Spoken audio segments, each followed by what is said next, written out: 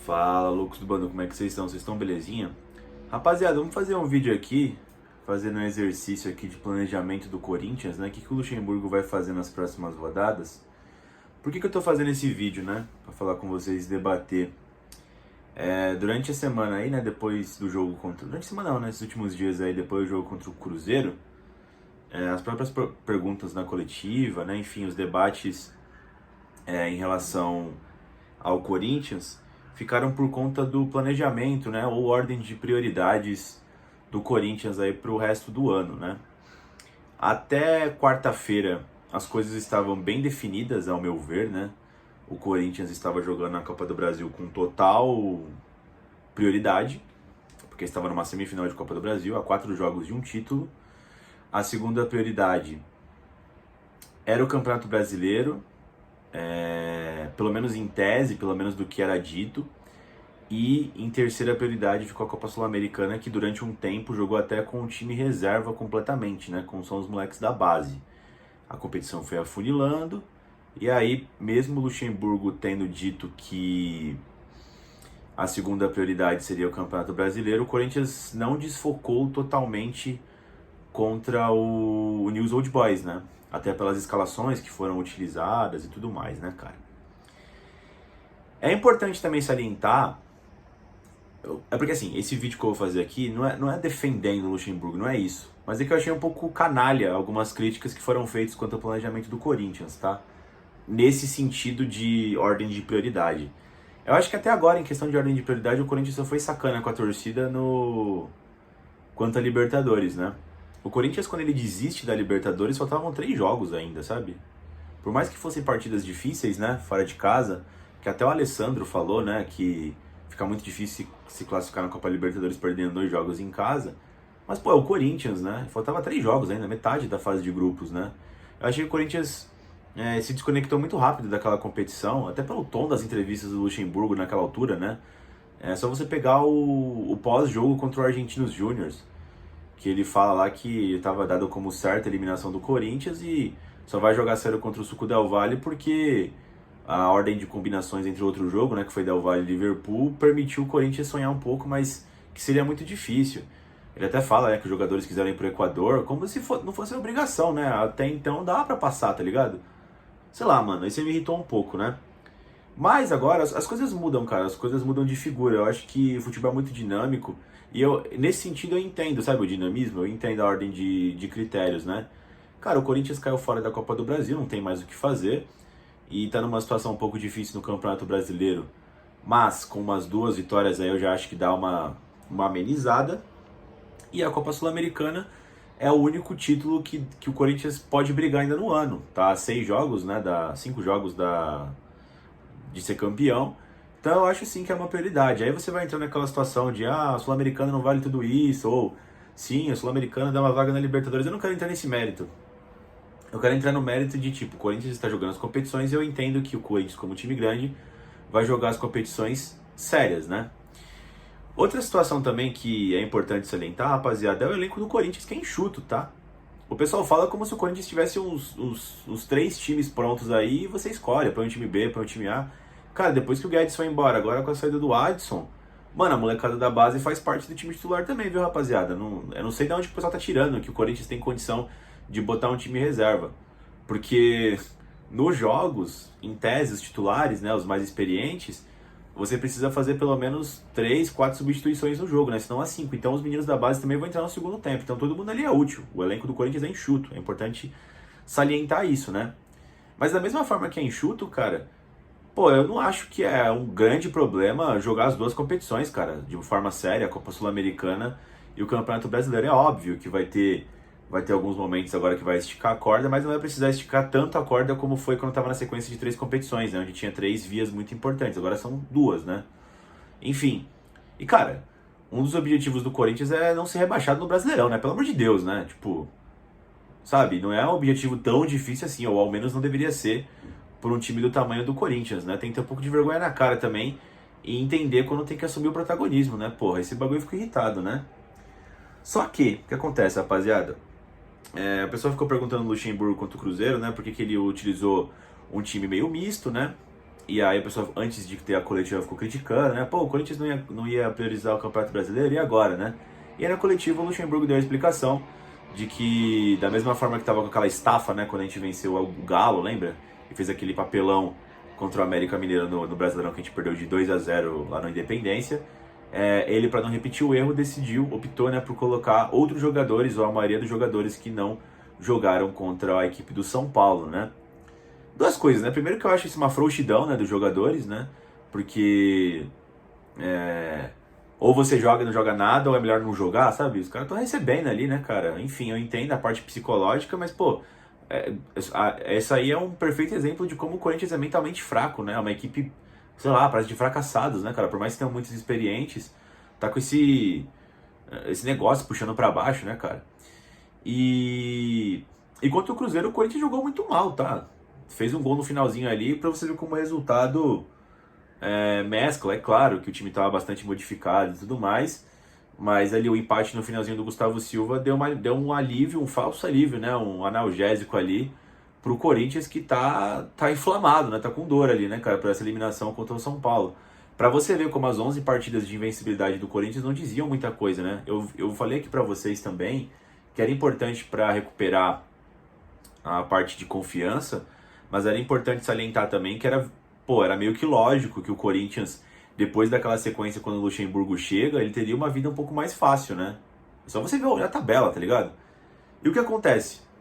O Corinthians vai entrar na mesma espiral de quando o Luxemburgo entrou, quando ele chegou no Corinthians, né? Vai pegar uma sequência dificílima o Corinthians, né, rapaziada? Ó, só pra deixar o vídeo mais encorpado, o Goiás acabou de empatar com o Atlético Paranaense, né, fechando a rodada do Brasileirão em 1-1 em Goiás. O Corinthians está em 13º com 24 pontos e o Goiás, que é o nosso próximo adversário no Brasileirão no domingo, no sábado, está com 23. Ambos estão fora da zona de rebaixamento, né? O primeiro time dentro da zona é o Santos, mas junto com, em 16º está o Bahia, ambos com 21 pontos. Ou seja, o Corinthians está a 3 pontos da zona de rebaixamento.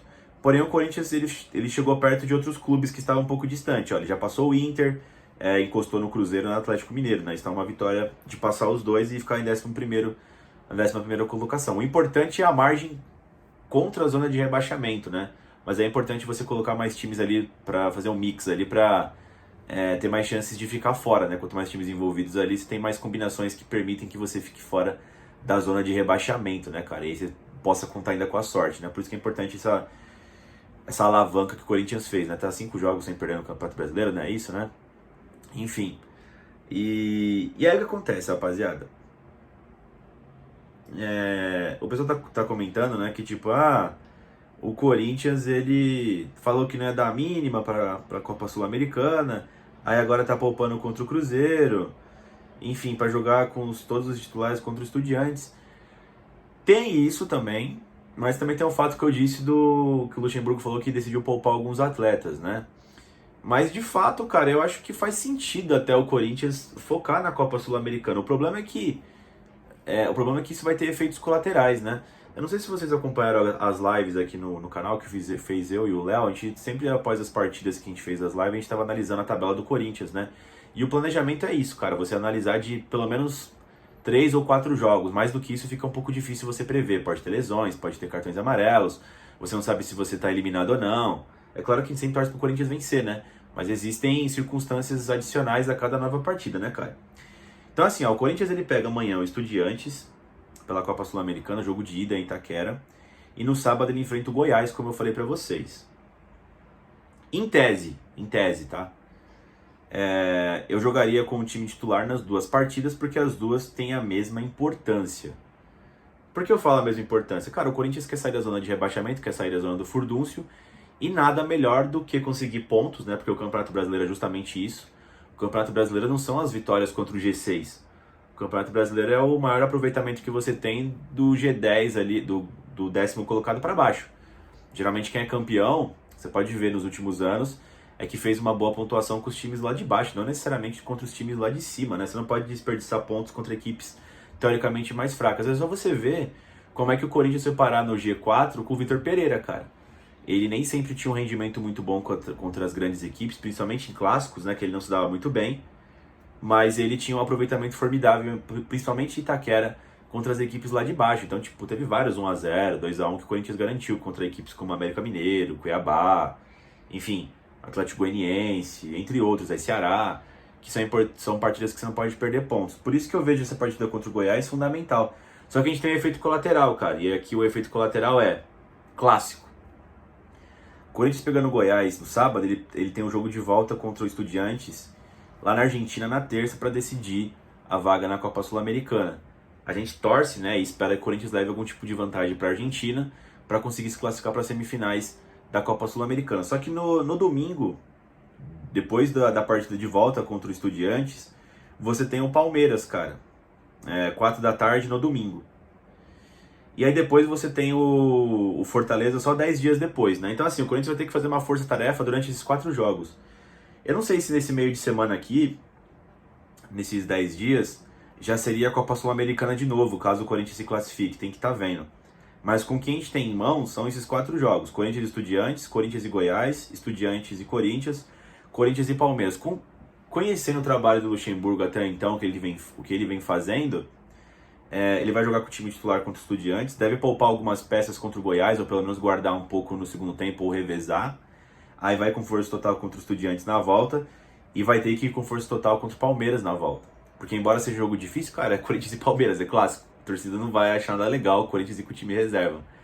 Se aqui no lugar do Palmeiras fosse o Fortaleza, de repente, eu acho que o Luxemburgo esticaria a corda já contra o Goiás e tentaria a classificação na Copa Sul-Americana e aí via o que fazia depois contra o Fortaleza. Mas como é o Palmeiras, eu acho que o jogo que o Corinthians vai com menos força máxima é contra o Goiás. Uma pena, porque como eu disse, logicamente é muito mais fácil você vencer o Goiás do que o Palmeiras e se safar dessa zona perigosa. Só que você tem efeitos colaterais, como eu disse, é um clássico. A gente sabe como impacta uma eventual derrota num clássico. A gente sabe como impacta uma eventual eliminação na Copa Sul-Americana. A torcida do Corinthians está desconfiada desse time. Já estava antes também, né? Mas principalmente agora com a eliminação e a patética partida lá no Morumbi contra o São Paulo, todas as armas vão no Luxemburgo de novo, né? E aí que vem o perigo, né? Até 18/10, cara, que é o jogo contra o Fluminense no Rio de Janeiro, o Corinthians pega aquela sequência quando o Luxemburgo chegou, que é uma sequência dificílima, cara. Então, assim, o Corinthians vai ter alguns jogos chaves aqui, porque senão, de repente, o Luxemburgo em outubro já tá demitido do Corinthians, cara. Essa é a projeção que eu faço. Essa classificação contra os Estudiantes é importante, depois tem um clássico contra o Palmeiras, que não pode perder. Aí você tem o Fortaleza fora, que é difícil. Recebe o Botafogo, líder do campeonato em Itaquera, jogo difícil. Vai até o Morumbi pegar o São Paulo. De repente aqui, ó, o Corinthians pode ter sorte. Não vi quando é que vai ser as finais da Copa do Brasil, mas é na sequência. São Paulo e depois o Flamengo. O Flamengo a gente recebe em São Paulo também, né? O São Paulo é no Morumbi e o Flamengo é na Neoquímica Arena. De repente os times estão jogando com o time reserva, né? A gente pode ter benefício aqui, né? E aí essa sequência dificílima fecha com o Fluminense do Rio de Janeiro, né? Então é uma sequência muito complicada para o Luxemburgo e você tem aqui alguns resultados que vogam muito, né? Não perder os clássicos, que isso aí aumenta a crise muito grande. Tentar pontuar pelo menos em casa e vai estar também muito, muito condicionado quanto essa partida, quanto esse confronto, né? Contra o Estudiantes, tá, rapaziada? Como eu disse, eu não tô achando o trabalho do Luxemburgo tão péssimo quanto as pessoas falam, sabe? É um lixo e tal, ultrapassado. Eu até comprei as ideias do Luxemburgo, sabe? Eu acho que muitas das vezes o problema é o elenco mesmo do Corinthians. O pessoal fala como se tivessem tido trabalhos magníficos antes do Luxemburgo. Eu gostei do trabalho do Vitor Pereira, mas tinham vários erros como problemas de intensidade. E é importante salientar que o Luxemburgo teve várias baixas aí desde que chegou, né? Como o Roger Guedes, o artilheiro do time, e agora o Adson, né? Ele teve o retorno do Renato Augusto, mas que a gente também não pode contar com ele para todos os jogos. É um elenco diferente, cara, do ano passado do Vitor Pereira, né, cara? É importante a volta do Gustavo Silva, mas enfim, eu acho que é importante a gente fazer essa análise um pouco mais abrangente do que vai acontecer antes de começar a criticar por nada. É claro que a torcida vai... Eu entendo, sabe? É time grande e o pessoal vai ficar pistola se perder qualquer jogo. Corinthians, né, cara? Tem que ganhar todos. Mas também tem que fazer o exercício lógico das coisas, né, rapaziada? Enfim, pessoal, o que vocês acham aí do planejamento do Corinthians? O que vocês fariam? O que vocês não fariam? Vocês estão concordando aí com as decisões do Luxemburgo quanto a escalar time A ou time B? poupar alguns jogadores em alguns momentos específicos. O que vocês estão achando? Deixem aí os comentários aí, é muito importante aí pra gente debater. Eu gosto pra caramba de debater com vocês. Deixa o like no vídeo, se inscrevam no canal e vai Corinthians!